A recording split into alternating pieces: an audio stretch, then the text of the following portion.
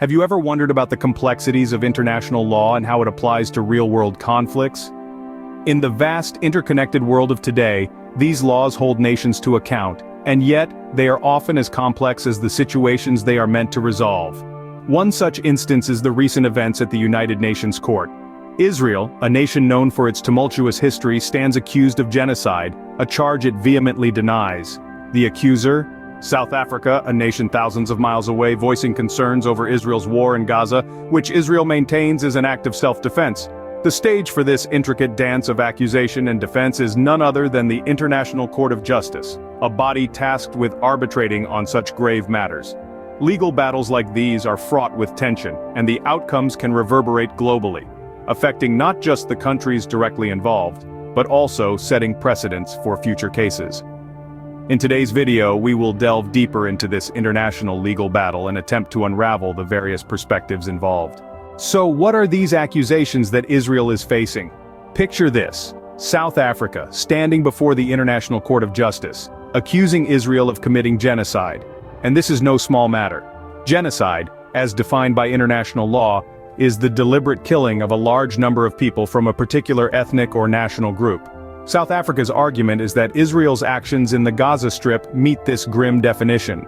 They present a narrative of a war not just against Hamas, but against the Palestinian people themselves. They point to the countless civilians affected by the conflict, the lives disrupted, and the human toll of a war they see as one-sided. They argue that the intent behind Israel's actions is not just self-defense, but a calculated attempt to eradicate a people. A serious charge indeed. But how does Israel respond to these serious allegations? Israel, on the other hand, strongly denies these accusations. The nation's stance is clear. Their actions were not an act of genocide, but a necessary response in self-defense against Hamas. They argue that their military operations were not targeted at the Palestinian people as a whole, but specifically at the militant group Hamas, who they believe pose a threat to their national security. To back up their defense, Israel presented evidence of the atrocities committed by Hamas. This included instances of rocket attacks on Israeli civilians and the use of human shields, tactics that contravene international humanitarian law. Israel's argument here is to shift the focus onto Hamas, indicating that any harm to Palestinian civilians is the unfortunate collateral damage in their fight against a dangerous adversary. In addition to this, Israel claims to be in compliance with international humanitarian law. They argue that their military operations are conducted with a commitment to minimize civilian casualties and uphold the principles of proportionality and distinction, principles that form the bedrock of international humanitarian law. But with such serious charges and strong defenses, what can we expect from the International Court of Justice? The responsibility to make sense of these complex issues falls on the International Court of Justice.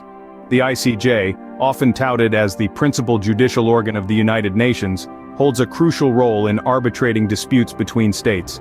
It operates under a dual mandate: to settle legal disputes submitted by states in accordance with international law, and to give advisory opinions on legal questions referred to it by authorized UN organs and specialized agencies.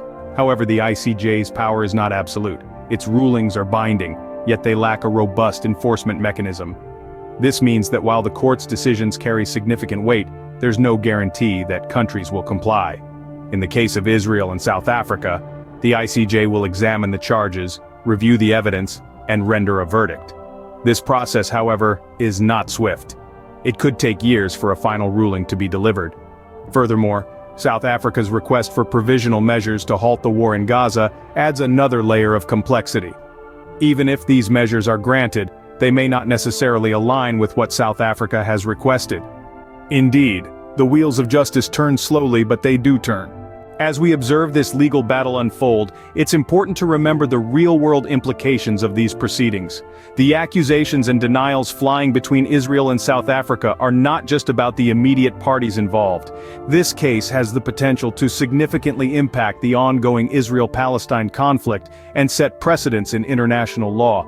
Moreover, it could reshape global politics as countries around the world watch closely and adjust their foreign policies accordingly. The fact that the International Court of Justice's rulings are binding but not enforceable adds another layer of complexity. This serves as a reminder of the limitations of international law, even as it strives to maintain peace and justice. Lastly, it's worth noting that while the legal proceedings will undoubtedly take years, their repercussions will be felt much sooner. The mere act of presenting evidence, arguing cases, and making accusations in such a high-profile setting can sway public opinion and influence political decisions. As the world watches, this case serves as a stark reminder of the power of international law and the complexities of geopolitical conflicts.